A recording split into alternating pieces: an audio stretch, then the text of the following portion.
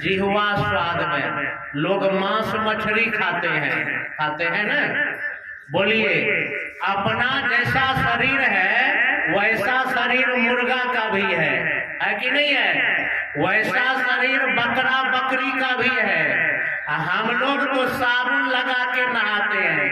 बोलिए, साबुन लगा के नहाते हैं और फिर भी ये मर जाता है, जीव निकल जाता है तो अछूत मानते हैं। लेकिन वो मुर्गा मुर्गी को घर में, बकरा बकरी को ला करके, बोलिए, वह न कभी साबुन लगाता है न नहाता है, उसको मार करके लाश बना के हम लोग खाते हैं। किस लिए खाते हैं बताइए? जिह्वा स्वाद के लिए। कबीर साहब का एक वाणी है, जिह्वा स्वाद के कारणे नर किन्हो बहुत उपाय। मनुष्य जो है जिह्वा स्वाद में यदि यह मानव जीवन में रहेगा तो शरीर जब छोड़ेगा तो उनको जिह्वा स्वाद वाला शरीर मिलेगा। कौन शरीर मिलेगा? कुत्ता का शरीर मिलेगा। वहां जो है सड़ा हुआ मांस भी बढ़िया लगेगा।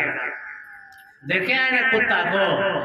8 रोज का सड़ा हुआ मांस हो, चाहे हड्डिये सड़ा हुआ हो, वही चुभते रहता है। मनुष्य जीवन में जो चूक गया, जो जिह्वा स्वाद में मांस मछली खाता है, उसका मरने के बाद वह आत्मा को कुत्ता वाला शरीर मिलेगा, सांप वाला मिलेगा, मेढक वाला मिलेगा। खूब जिंदा ही खाते रहिए, मरा हुआ भी खाइए, दोनों खाइएगा यार। तो यह मानव जीवन में यदि जिह्वा स्वाद में है और जिह्वा स्वाद में यदि जीव का कत्ल करते हैं तो आपको अपने कर्मों का फल भोगना पड़ेगा। आप लोग जानते हैं, एक महाभारत का घटना है कि महाभारत में भीष्म पितामह बाण के सैया पर लेटे हुए हैं। उसका कारण क्या है? उनके पूरा शरीर में बाण है, माने ये तीर लगा हुआ है, उसको कर्म का फल मिला है। भीष्म पितामह रथ लेकर के जा रहे थे और जाते समय एक विषधर सर्प उसके सामने आ गया और वह गुस्सा में वह सर्प को मार करके बबुल के पेड़ पर फेंक दिया और वह जो चोटाहल सांप बबुल के वृक्ष पर वह तरफ तरफ करके प्राण त्यागा।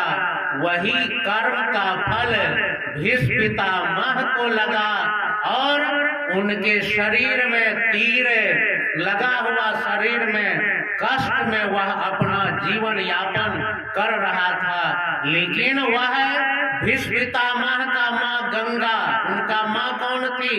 माँ गंगा।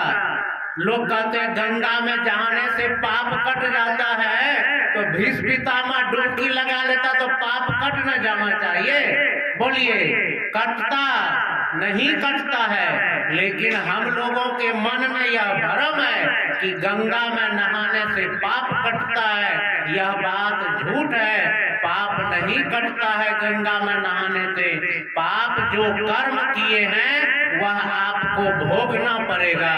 इसलिए जो मांस मछली खाते हैं जिह्वा स्वाद के लिए, वह मानव जीवन का दुरुपयोग करते हैं।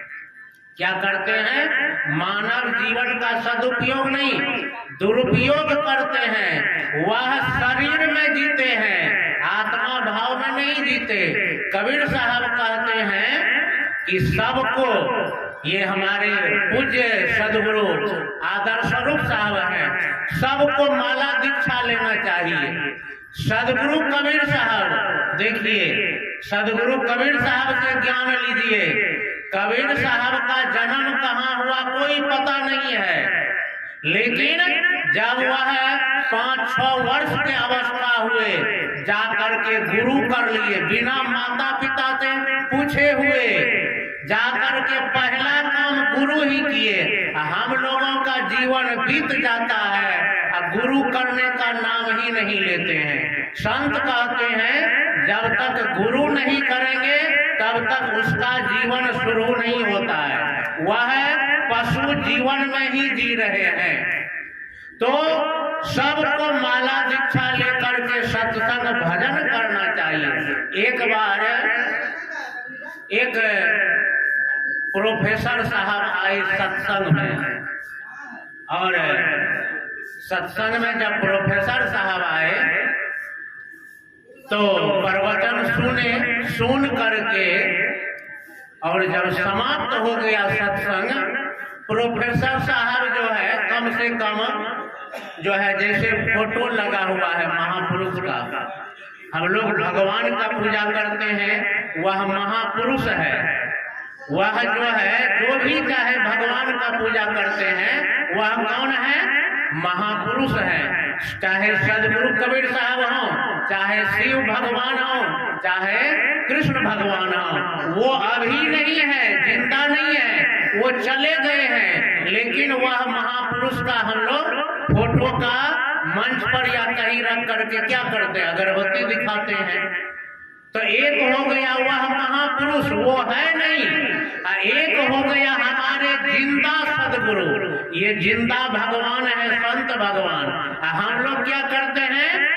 मंदिर में जाते हैं तो वह जिंदा नहीं है, वो खरीद के लाए हैं मंदिर में, उसको खूब आरती दिखाते हैं ना, अगरबत्ती दिखाते हैं, लेकिन जिंदा सदगुरु है तो उनको कभी अगरबत्ती दिखाते हैं, आरती? माता पिता जो असली भगवान है, नकली को हम लोग मंदिर में खूब आरती दिखाते हैं। जो सबका माता पिता जो असली भगवान है, उनको कभी हम लोग आरती नहीं दिखाते हैं, अगरबत्ती दिखाते नहीं है। तो आज से आप लोग जब जाएंगे तो अपने सास ससुर को, माता पिता को भगवान का आरती दिखा करके माता पिता को भी आरती दिखाइए, ये नियम बनाइए। तब न आप लोग जब बूढ़ा होंगे तो आपके बच्चे आपको आरती उतारेंगे ना, आपको भगवान मानेंगे। जब ये ज्ञान नहीं देंगे तब क्या होता है? पुत्र बड़ा हुआ माता पिता को छोड़ देता है, माता पिता को सेवा नहीं करता है। आप सही शिक्षा देंगे तब न आप अपने पुत्र से खुश होंगे। आप यदि सही शिक्षा ही नहीं देंगे तब तो वह प्रोफेसर साहब सत्संग जब समाप्त हुआ, न तो महापुरुष को प्रणाम किया और न संत को प्रणाम किया। तो संत भगवान देखा कि सत्संग में जितने पंडाल में सत्संगी थे सब आके प्रणाम किए, और वह प्रोफेसर साहब प्रणाम ही नहीं किए। तो महात्मा जी पूछ देते हैं संत जी कि प्रोफेसर साहब आपने न तो महापुरुष को प्रणाम किए, न संत को प्रणाम किए, ऐसा क्यों? तो प्रोफेसर साहब कहते हैं कि महात्मा जी, हम जो है न, जो अपने माता पिता को छोड़ देते हैं उनको प्रणाम नहीं करते हैं। क्या कहा? जो अपने माता पिता को भगवान नहीं मानते हैं, छोड़ देते हैं, उनको हम प्रणाम नहीं करते हैं, इसलिए आपको हम प्रणाम नहीं किए। तो महात्मा जी कहते हैं प्रोफेसर साहब को कि देखिए, हम एक माता पिता को छोड़ करके साधु बने हैं, लेकिन हम अनेक जो जीव का कल्याण करते हैं, उद्धार करते हैं, हमारे प्रवचन से अनेक जीव मानव जो है सुधरते हैं, मांस मछली छोड़ते हैं, खैनी शराब छोड़ते हैं, गुटखा छोड़ते हैं, तो अनेकों का जीवन बदलता है। यदि हम घर ही में रहते तो एक ही माँ बाप का न सेवा करते तो ये ज्ञान तो नहीं मिल पाता। फिर वह प्रोफेसर साहब कहते हैं कि नहीं, हम आपको प्रणाम नहीं करेंगे क्योंकि आपने माता पिता को छोड़ दिए हैं। तो संत भगवान कहते हैं कि नहीं, ये आपका गलती है, महापुरुषों को सम्मान करना चाहिए। ये संत भी महापुरुष है और वो भी महापुरुष है। फिर माने नहीं प्रोफेसर साहब। तब अंत में महात्मा जी कहते हैं कि बिट्टो पावर एक होता है, पहले प्रेम से समझाइए, जब प्रेम से नहीं समझे तब थोड़ा डंडा भी दिखाइए। अपने लड़का सब जब बिगड़ने लगे, कितने माता पिता वैष्णव होते हैं शाकाहारी, अब बेटा बेटी लड़का लड़की मांसाहारी हो जाते हैं, तो वहां पर जब नहीं समझे तो थोड़ा कठोर का भी प्रयोग करना चाहिए, पहले प्रेम से समझाइए। देखते हैं आजकल सब गांव में शराब चल रहा है, सबका बाल बच्चे शराब पी करके अपना घर परिवार को नरक बना रहे हैं। शराब पी के आते हैं, माँ को गाली देते हैं, पिता को गाली देते हैं, पड़ोसी को गाली देते हैं। तो क्यों देते हैं? तो हम लोग जो है इसमें जो है कमजोर है, हम लोग प्रयोग नहीं करते कि भाई अपने परिवार को संभाल के रखना है। तो महात्मा जी कहते हैं प्रोफेसर साहब, आप हमको पढ़ाते हैं कि आपने अपने माँ बाप को छोड़ दिया है तो हमको प्रणाम नहीं करिएगा, लेकिन आप जो घर में पत्नी लाई है वो भी तो अपने माँ बाप को छोड़ दिए हैं, तो आप उनके साथ क्यों रहते हैं? बताइए।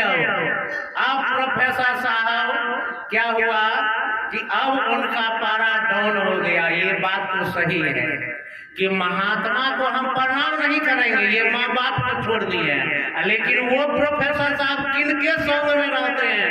राजगीर पत्नी के संग में। अब पत्नी तो अपने माँ बाप को छोड़ करके आपके यहाँ आई है, तो उसका संग आपको अच्छा लगता है, ये महात्मा का संग आपको प्रणाम करना खराब लगता है। तब प्रोफेसर साहब झुक करके प्रणाम करते हैं कि महात्मा जी, हम तो सोचे थे कि हम जो है सबसे बड़ा तर्कवादी है, विज्ञानवादी है, लेकिन आपने जो आज बड़ा हमसे ज्यादा उदाहरण दे दिए।